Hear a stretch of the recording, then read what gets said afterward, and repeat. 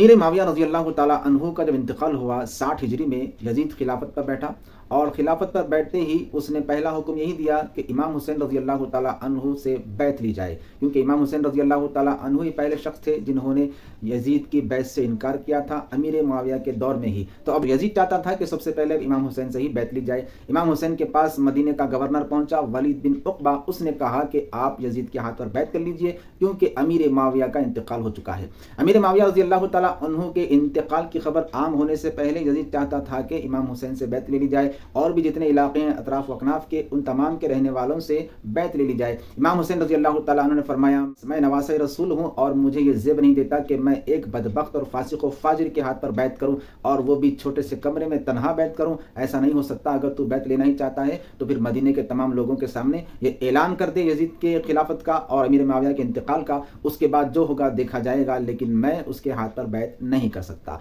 ये इमाम हुसैन रज़ी अल्लाह ताला अन्हु का जवाब रहा। और इमाम हुसैन रज़ी अल्लाह ताला अन्हु यजीद के हाथ पर बैत क्यों नहीं करना चाहते थे? इसलिए नहीं करना चाहते थे, इमाम हुसैन पाक शख्सियत थी, यजीद पलित था। इमाम पाक थे, यजीद पलित था। तो एक पाक शख्स, एक पाकीज़ा हस्ती एक गंदे आदमी के हाथ पर अपना हाथ कैसे दे सकती है? एक नापाक और गुनाहगार फासिक को एक पाक शख्स अपना इमाम कैसे तस्वुर कर सकती है? ये उनसे नहीं हो सकता था। वो ऐसे शख्स थे जो नौजवानाने जन्नत के सरदार थे। वो रसूल पाक अलैहिस्सलाम के नवासे थे, दीनदारी बल्कि खुद दीन थे, नबी पाक अलैहिस्सलाम के दीन के मुहाफिज थे।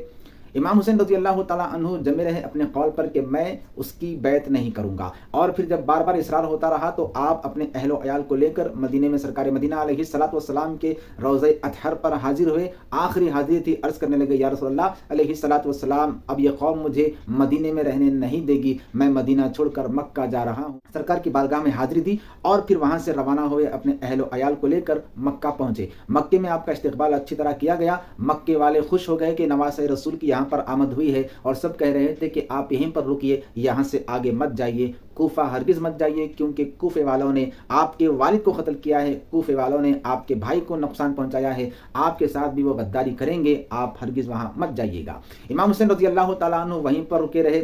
और फिर इधर कूफे वालों को पता चल गया कि अमीर माविया का इंतकाल हो गया है और यजीद ने खिलाफत का ऐलान कर लिया है। और फिर इधर इमाम हुसैन रज़ी अल्लाह ताला अन्हु उसके हाथ पर बैत ना करने का भी ऐलान कर चुके हैं और वो यजीद को अपना खलीफा नहीं मान रहे हैं। अहले कूफा ने इमाम हुसैन की बारगाह में खत भेजने शुरू किए कि आप आ जाइए, हम आपका साथ देंगे, हम आपके साथ हैं, हम यजीद के हाथ पर नहीं बल्कि आपके हाथ पर बैत करना चाहते हैं, हम यजीद को नहीं बल्कि आपको अपना खलीफा मानने तैयार हैं, हम अपनी जानें और अपना सारा माल आप पर कुर्बान करने तैयार हैं, आप तशरीफ ला लीजिए। 12,000 खतूत इमाम पाक के पास पहुंचे, इमाम हुसैन अलैहिस्सलाम की बारगाह में पहुंचे। इमाम हुसैन रज़ी अल्लाह ताला अन्हु के सामने एक ऐसा रास्ता था, अगर आप मक्का छोड़कर कूफा जाएं तो फिर कूफे वालों की बदअहदी और कूफे वालों की धोखाधही मशहूर थी। आप जानते थे कि आपके वालिद साहब यानी हजरत अली रज़ी अल्लाह ताला अन्हु के साथ इन कूफे वालों ने क्या किया, इमाम हसन के साथ क्या किया, लेकिन फिर इनके खतूत भी दूसरी तरफ थे कि खतूत पर खतूत आए हैं तो अब क्या किया जाए। लिहाजा मशवरा ये हुआ कि इमाम हुसैन रज़ी अल्लाह ताला अन्हु नहीं जाएंगे, इमाम मुस्लिम जो इमाम हुसैन के चचेरे भाई हैं